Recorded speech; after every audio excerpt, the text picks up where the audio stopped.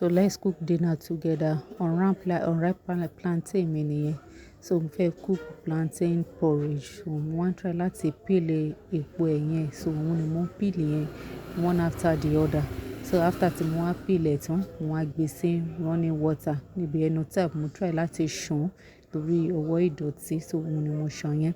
After then, so mo wá ní láti cut it small in small particles.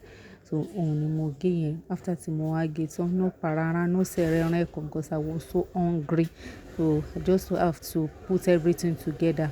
Mo ti add the pepper mi síbẹ̀.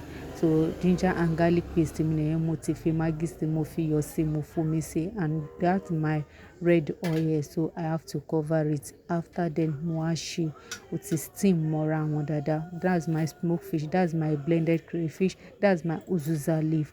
After uziza leaf, mo wá add butter, mo cover. So it's ready. Happy New Year in my advance, all my fans, and I appreciate you. Bye bye.